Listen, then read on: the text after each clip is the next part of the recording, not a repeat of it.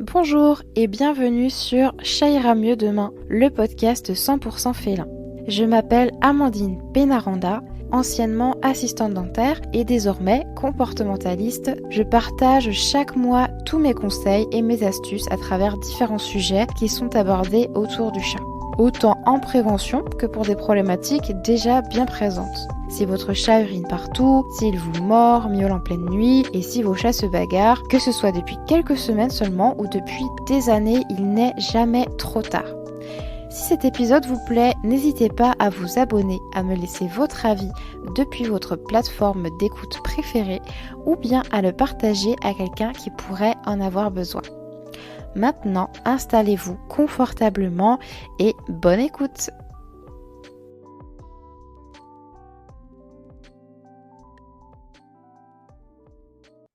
Hop, alors, rebonjour, bonjour Ludo, est-ce que tout le monde m'entend, ça va? Oui, C'est bon aussi? Pauline, Ludo, Stéphanie? oui, impeccable. Ok, ça marche.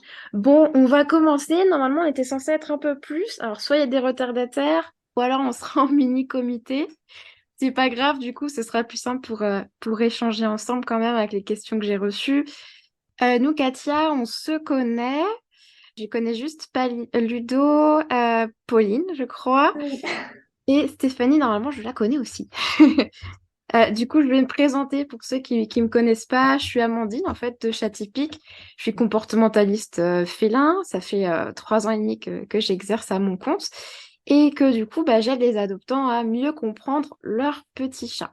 Là, aujourd'hui, j'ai recueilli quelques questions. Donc, on va essayer de faire un petit point sur tout ça pour chacun d'entre vous. Et donc, n'hésitez pas, si vous pouvez, à réagir avec les petites réactions, si vous voulez, qu'il y a en bas. Voilà, levez la main si vous voulez dire un truc en particulier. Je vais regarder par rapport aux personnes qui sont là. J'ai rassemblé les questions. Katia, si tu veux qu'on commence par toi, vu que tu es dans la liste. Alors, tu m'avais noté comment prévenir les infections urinaires chez le chat, comment gérer ses selles hors litière sur le tapis de la salle de bain et comment se déroule le partage des litières quand on a plusieurs chats. Est-ce que c'est source de désordre et quel est le nombre de litières qu'il faut mettre? C'est ça, on est correct. Tu valides avec un petit pouce, si tu veux. Ouais, c'est ça. Bah, je te valide oralement, du coup, Ouais, c'est bien ça. aussi. Ok, nickel. Alors, je vais essayer de te répondre à question par question. Ça va être plus simple. Déjà, comment prévenir les infections urinaires du chat? Alors, il y a plusieurs façons. Ça va être déjà en choisissant une marque de croquettes, tu vois, qui sera bien adaptée à ton chat. Ça va être à voir avec le vétérinaire surtout. Ça va être par exemple de lui mettre aussi des fontaines à eau. Ça va apporter une source hydrique, en fait, en plus, une source d'eau, tu vois, en plus au chat. On peut lui proposer aussi, par exemple, des courgettes cuites à l'eau, des haricots, voilà, des haricots verts vapeur. Et pareil pour des brocolis, en fonction de ce qu'il aime. Et plus rajouter une pâtée, une par jour. Donc voilà, il y a plusieurs petits trucs à faire, mais vraiment, ça va passer aussi par la surveillance vétérinaire, en fait. Ça, c'est pour la première question. Ça va? Ouais, ça va. Elle vient de nous rejoindre, là, du coup. Ah, ouais, t'es pas toute seule là, t'es en bonne compagnie. Ouais, C'est ouais, cool. Pour l'autre question par rapport à ta demande, c'était comment gérer quand un chat, en gros, fait ses caca hors de la litière. Là, il faudrait voir si c'est un problème, en fait, qui est arrivé soudainement ou si c'est un truc qui traîne depuis longtemps déjà. Est-ce que tu veux peut-être me dire Bah bon bah du coup on sait qu'avec Rune ça dure depuis que je l'ai donc c'est depuis ça. 1 an et demi à peu près. Après là je suis vraiment dans une bonne période en ce moment. C'est-à-dire que j'ai rechangé une nouvelle fois le substrat pour vraiment choisir quelque chose de très très fin parce qu'en fait en fait elle faisait plus sur mon lit mais elle s'était mise à faire dans les serviettes de la salle de bain alors qu'elle avait jamais fait ça, celles qui sont par terre. Donc, j'ai même essayé de mettre un bac à litière avec une serviette, justement. J'ai dit, bon, allez, j'en sacrifie une pour voir. Et bien Ok. sûr, elle n'est pas allée dedans, ça serait trop facile. Mais par contre, là, elle a bien accepté le nouveau substrat. Donc, du coup, là, je dirais que ça fait 1 mois à peu près que pour le moment, c'est dans l'ordre, quoi. D'accord. Bon, t'as plus de soucis au niveau des caca hors litière, t'en retrouves plus, il y a des Pas problèmes. pour l'instant, Ça ouais. va. Ouais, ouais. C'est Mais vrai c'est qu'elle, vrai c'est que assez épisodique, hein, on dirait. ouais, c'est ça, mais bon, en soi, tous les conseils que tu m'avais donnés étaient déjà hyper importants. Enfin, elle, c'est sûr qu'il lui faut une litière ouverte, gigantesque, le meilleur grain, et puis vraiment de l'épaisseur. Ça aussi, je trouve que ça fait la différence parce que autant avec l'ancien substrat, tu sais, je t'avais dit à un moment donné qu'elle laissait vraiment en plus les selles en évidence, comme elle le faisait sur le lit. Et là, elle le fait moins, elle commence vraiment à les enterrer, mais parce qu'il lui faut... ouais, au moins 5 centimètres d'épaisseur, quoi. Ouais, d'accord. Donc, c'est juste une princesse. Ok. Bon, bah, c'est tant mieux alors si ça va bien. En général, c'est vrai que quand on a des soucis comme ça de pipi, de caca hors litière, si c'est un truc tout récent, que ça se passait bien avant, ce que je peux conseiller, c'est vraiment de voir le vétérinaire. Je dis ça pour toutes les autres personnes, hein, toi, t'es aussi au courant. C'est de voir voilà, le vétérinaire parce que ça peut être un problème urinaire, ça peut être quelque chose de médical, ça peut être de la constipation.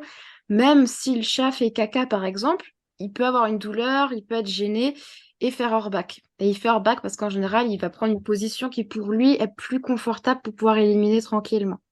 Donc voilà, sur ce point-là, vaut mieux faire d'abord dans l'ordre pour éliminer un peu les trucs un par un. Et après, effectivement, voir avec un comportementaliste pour trouver vraiment la cause de ces cacas. Est-ce que ça peut être autre chose? Est-ce que c'est les litières qui conviennent pas? Voilà, ça peut être en général une cause ou plusieurs en même temps. Donc c'est bien de faire du tri un petit peu un par un. Tu m'avais aussi demandé pour finir comment se déroule le partage des litières quand on a plusieurs chats.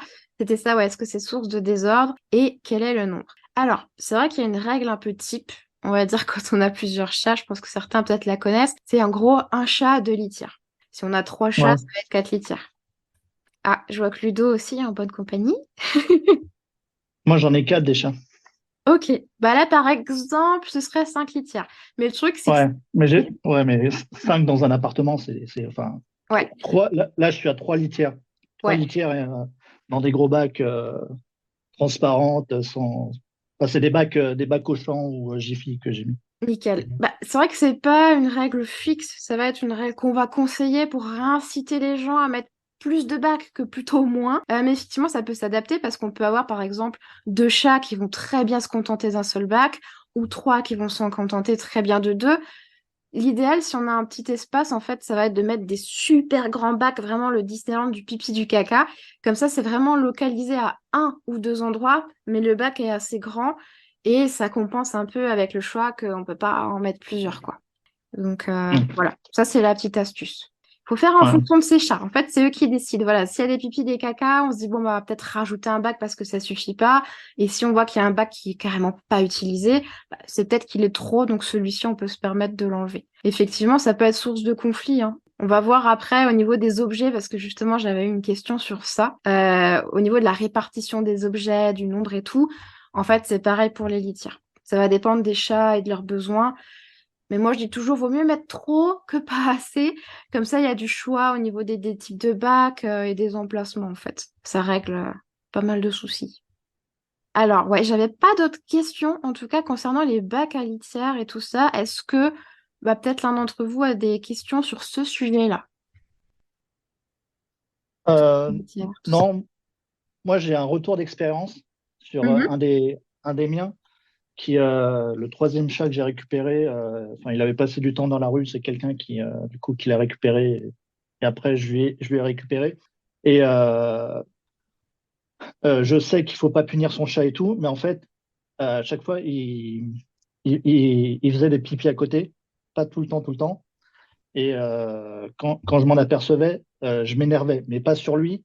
Mais en fait, à partir du moment où j'ai décidé de changer mon attitude et d'être plus détendu, quand il y a un pipi, bah, il y a un pipi, je m'en fous, je m'énerve pas, je vais juste le nettoyer. Il a arrêté de pisser, juste en changeant mon attitude et en m'énervant moins, quoi. D'accord. Je vois ce que Ah, tu veux dire.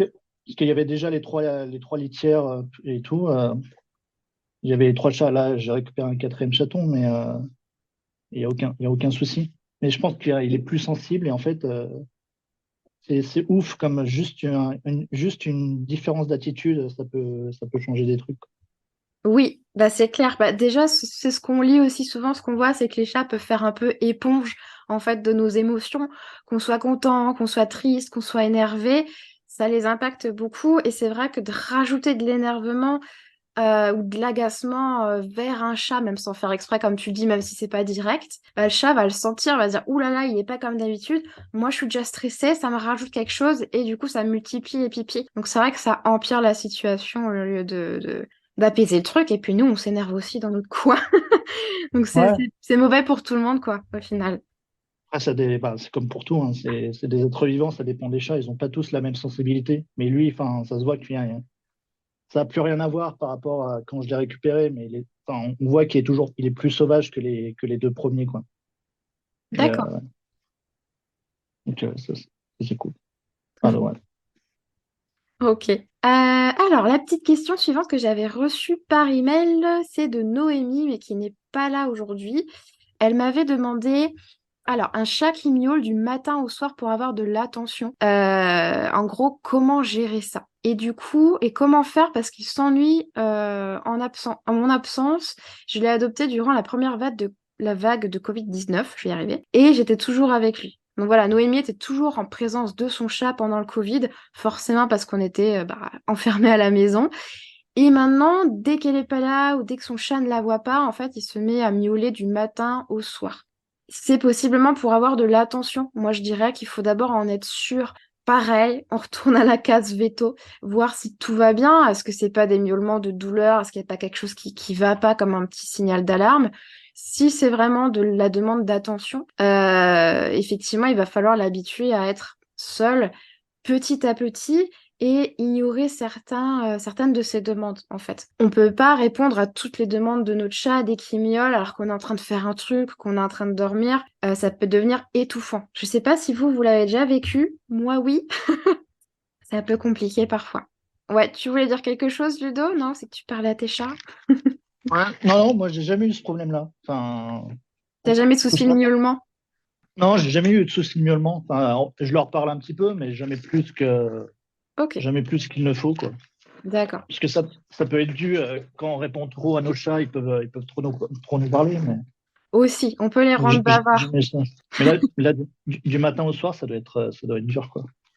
Ouais, il y a plusieurs stades effectivement où on peut avoir quelques miaulements par jour où on se dit bon bah ça nous dérange pas, mais après ça peut s'accentuer voilà que ce soit toute la journée parce que le chat c'est qu'on est là, c'est qu'on est dispo donc il miaule, il miaule, il miaule.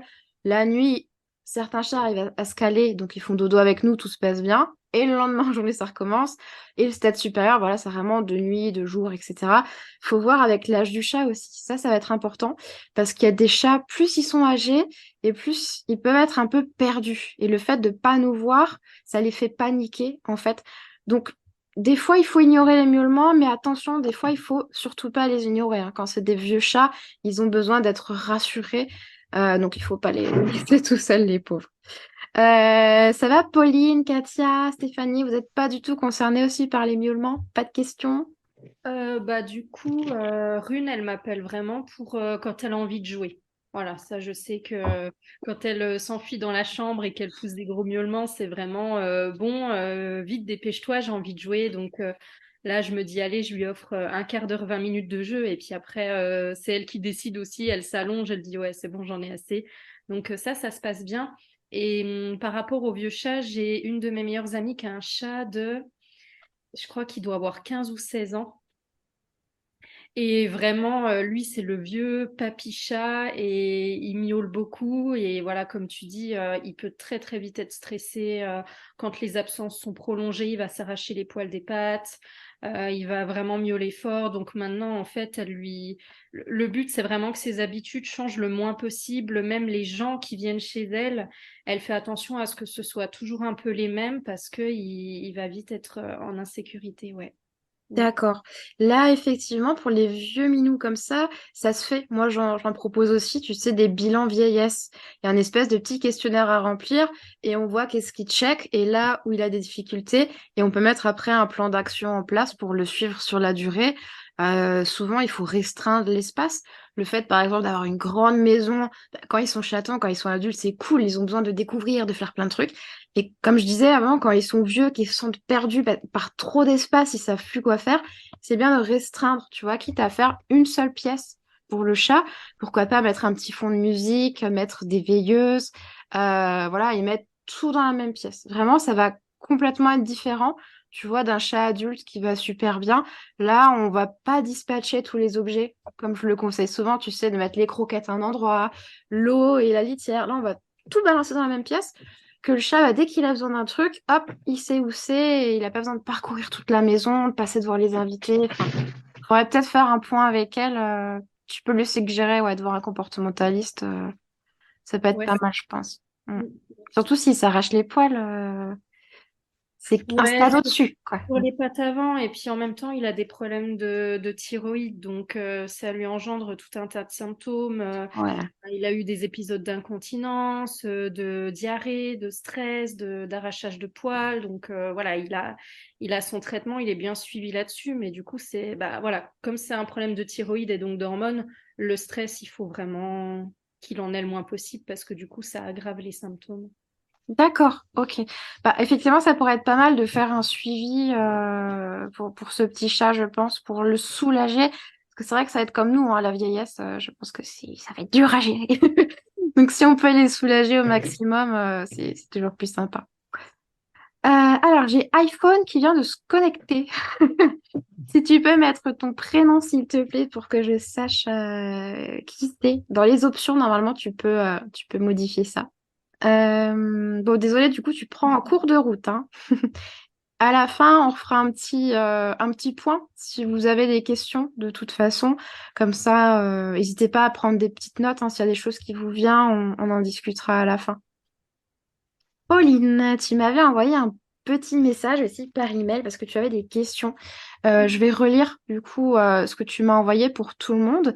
Tu pourras me confirmer après et puis on va en discuter tous ensemble, hein. Alors, tu m'as mis Oli qui est à la maison depuis 3 ans semble soumise à Bob qui est arrivé depuis peu. Pas plus tard que mercredi, Oli était dans sa litière. Je précise qu'il y en a deux dans la maison. Bob est allé la voir et lui a couru après une fois qu'elle avait fini de faire ses besoins. Oli crache et s'enfuit, mais cela n'empêche pas Bob de lui mettre des coups de patte, de la poursuivre et malgré l'effeulement de Oli. Nous aurions pensé qu'Oli, qui est chez elle depuis plus longtemps, ne se laisserait pas mener la vie dure par un nouvel arrivant. Heureusement, ce cas n'est pas quotidien, tant mieux. Et ils sont même très souvent ensemble dehors, rentrent souvent en même temps à la maison et il leur arrive de partager le lit sans conflit. En gros, ils ont calé un petit peu leur rythme de ce que je lis, donc ça c'est très positif quand même. Même si Bob est quelquefois insistant et pose parfois une patte tout près d'elle. On se taquine un petit peu, je te rassure, j'ai la même chose à la maison. J'ai lu qu'il n'existait pas de relation dominant-dominé chez les chats. Est-ce vrai? Ou est-ce le fait qu'ils soient à la maison qui modifie leur comportement? Alors, les chats, une fois à l'extérieur et une fois à la maison, c'est vrai qu'ils peuvent avoir des comportements tout à fait différents. J'avais vécu ça avec les miens déjà, qui ne s'entendaient pas trop à la maison, au tout début, hein, quand ils étaient ensemble. Et une fois qu'ils étaient dehors, jouaient ensemble, ils étaient plus détendus. Je pense d'être dans un environnement ouvert avec la possibilité de partir, en fait, ça les rassurait. D'accord. De ce que j'ai résumé, c'est tout bon pour toi? Oui, impeccable. Ça va? Ok. Après, tu me demandais si ouais, il n'existait pas de relation dominant-dominé. Effectivement, il n'y en a pas. On va dire D'accord. que c'est plutôt comment dire, une question de caractère, de tempérament. Forcément, même s'il y en a un qui était là, enfin là avant l'autre, s'il a plus de caractère, le deuxième qui est arrivé, forcément, il va prendre un petit peu le dessus. Donc Ok. voilà, il peut un petit peu enquiquiner l'autre. Ça va être aussi un souci de ressources, de partage, on va dire, je pense, de comment c'est équipé, tu vois, un petit peu chez toi. Qu'est-ce que tu as mis en place pour tes chats? Ça pourrait être aussi important de faire un point là-dessus. D'accord, ok, parce que nous, du coup, pour revenir à ce que tu disais précédemment, on a deux bacs à litière qui sont assez grands et on n'a jamais eu de souci hors litière. Donc, on a eu un souci avec notre petite, mais c'est un souci de santé, donc rien à voir pour le coup. En tout cas, on n'en a pas eu ensuite. Donc, Mhm. pour nous, du coup, on pensait que c'était bon, deux litières assez grands. Après, la nourriture, au niveau accès, point d'eau, etc., il n'y a jamais eu de souci de ce côté-là. c'est vraiment occasionnel, comme je te mettais dans le mail. Enfin, tu vois, par exemple, là, ils étaient ensemble toute la journée. Enfin, c'est ça, en fait, qui me met un petit peu en doute. C'est un coup, ça Ok, devrait bien se passer. Et puis, un coup... Mais c'est surtout Bob, en fait, qui vient embêter notre Minette de 3 ans. Donc, c'est peut-être, comme tu dis, qui a un caractère plus fort. ouais. Donc, que ce soit un mâle. Après, c'est peut-être par rapport à ses besoins aussi. Voilà, je pense qu'il faudrait voir l'environnement litière. Si un jour tu as besoin qu'on fasse un point là-dessus, c'est avec plaisir. Est-ce que D'accord. les bacs sont bien adaptés? Comme dit, le mieux, c'est d'avoir des bacs ouverts qui puissent Oui. voir ce qui se passe autour d'eux. Même s'il y a le petit toit et qu'il n'y a pas la porte, ça peut suffire à créer des tensions parce que le chat qui va être dedans, en fait, si le chat se pointe l'autre juste en face, et bah, celui qui est dedans, il peut pas sortir. Ouais. Ça peut créer de l'anxiété. Par exemple, ça, il faut voir quand même, est-ce qu'il y a assez de gamelles, est-ce qu'il y a assez de points d'eau, est-ce que c'est bien dispatché intelligemment dans le logement. Voilà, tu pourras même me D'accord. filmer si tu veux les petits conflits et me dire vraiment dans quelle pièce ça arrive. Tu vois, c'est bien d'identifier le lieu aussi. D'accord. Ok, super. Puis, on verra ça ensemble si Super, tu veux en merci. détail, mais ça mérite un peu d'être creusé, en fait, tu vois. Ok, super. Merci beaucoup pour ta réponse. Je t'en prie. Après, si c'est occasionnel, c'est normal aussi qu'il y ait des tensions, des moments avec les chats. Ouais, tout à fait. J'en ai à la maison C'est tous les normal jours. qu'il serait. D'accord. Ouais, voilà. Ouais. Oui, Il y a c'est des comme petits nous. feulements, des coups de patte. D'accord. Parce que le deuxième chat, il est arrivé chaton ou il est arrivé adulte? Ils sont arrivés à 7 mois, donc ils n'étaient pas totalement adultes, comparé à Oli qui avait déjà 2 ans quand elle était là. D'accord. Parce que moi, Euh, oui, le vas-y. troisième chat, le troisième chat que j'ai récupéré, il s'est fait défoncer pendant un mois par les deux autres avant que ça aille correctement. Ouais, Pendant, voilà. pendant, Ouais. pendant un mois, Bah, et tous les jours, il se faisait défoncer. nous, ça va, je touche du bois, mais on n'a jamais eu de soucis quand les deux autres sont arrivés à la maison, effelés, mais il n'y a jamais eu vraiment de bagarre, de trucs ingérables. Franchement, on a vraiment eu de la chance sur ce coup-là.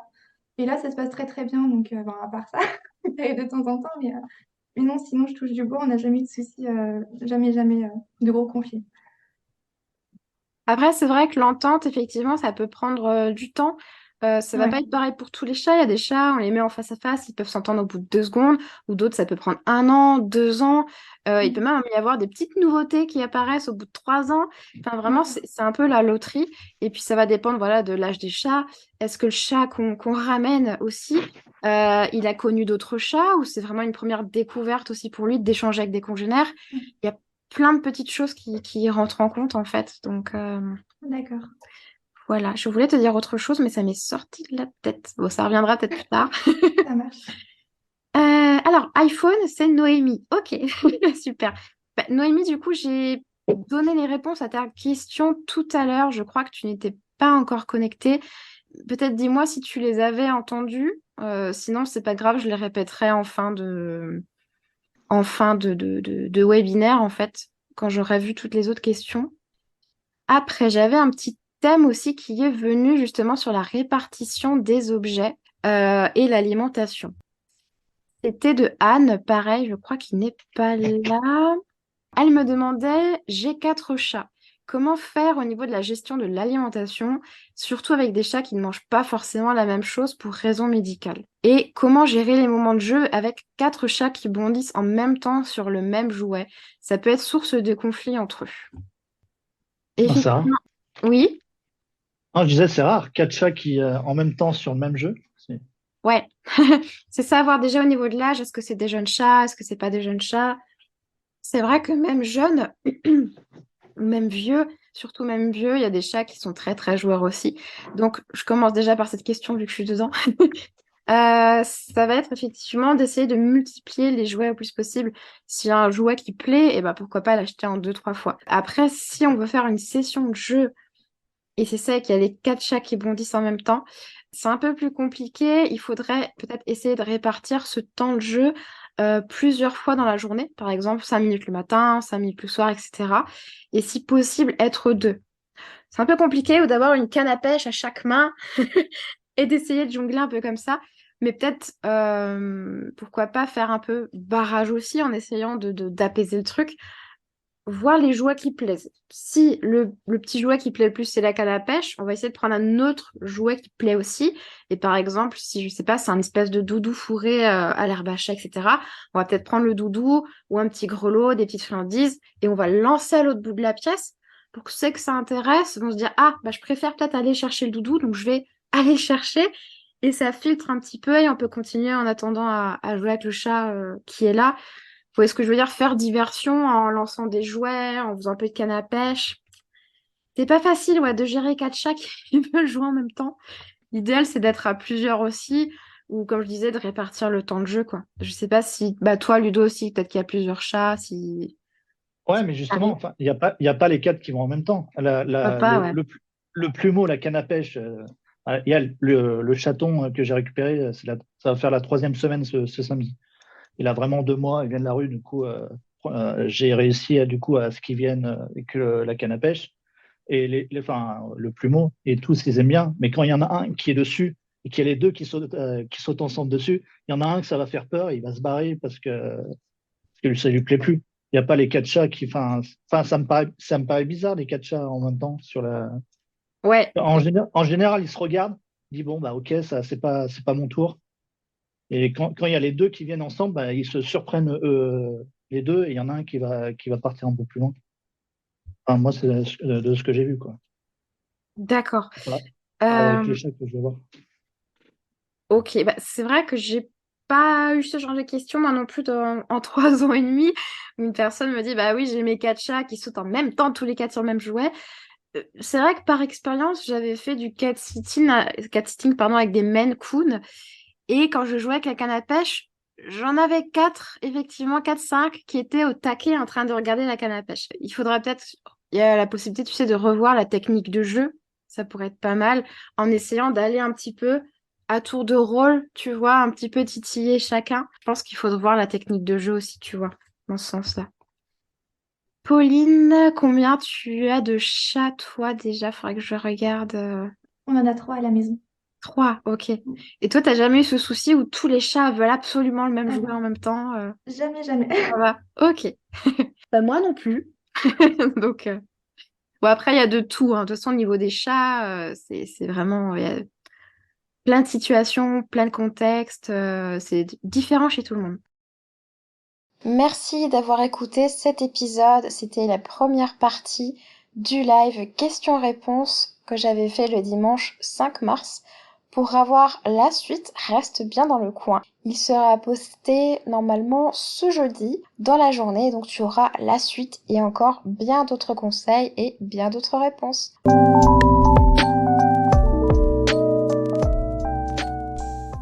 Voilà, c'est tout pour aujourd'hui. J'espère que tu as pu apprendre de nouvelles choses afin d'avoir une meilleure compréhension de ton chat.